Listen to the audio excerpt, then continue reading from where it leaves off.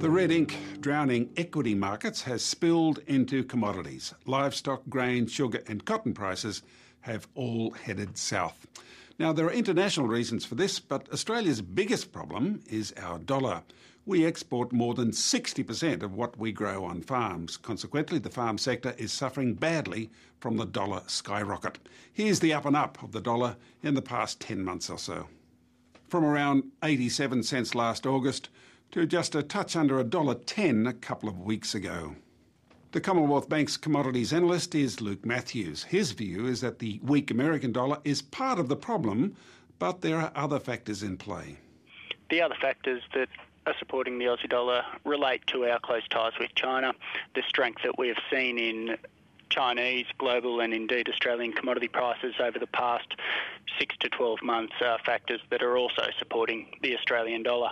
Where's the CBA forecasting the dollar to be, say, by September? So by September this year, our commodity and our currency teams are forecasting the Australian dollar to hit 112 against the US greenback before easing into the December quarter to 104 US cents.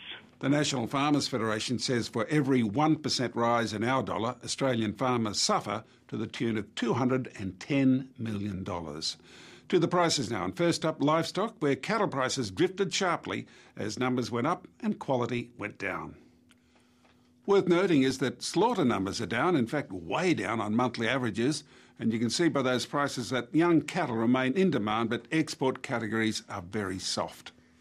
And this left the Eastern Young Cattle Indicator at $3.96, down 4% on the pre-Easter level, but more than 50 cents up on this time last year. Sheep and lamb prices fell also. Big numbers, exchange rate pressure and cooler weather combined to put the spear into demand.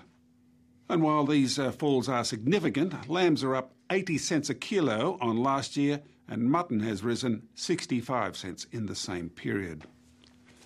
Now to the live trade, where the official end to the wet season is seeing a lift in activity, and for producers and exporters it hasn't come too soon. The wet season was the toughest for years for many reasons. From Darwin, here's Luke Bowen from the Northern Territory Cattlemen's Association.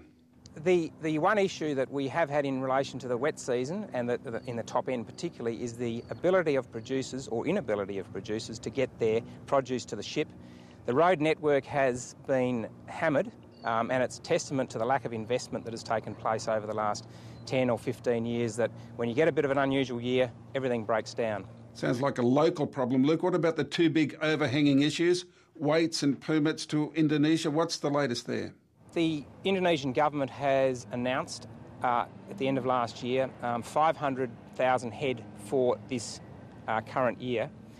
We had 150,000 released for the first quarter. And we've now had 200,000 released for the second quarter.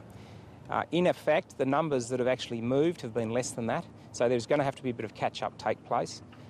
Generally, however, things haven't changed in relation to the weights. We're still working with a 350 kilogram weight restriction, and we're currently working with Indonesian government to look at some greater definition about where that 350 kilograms is actually measured.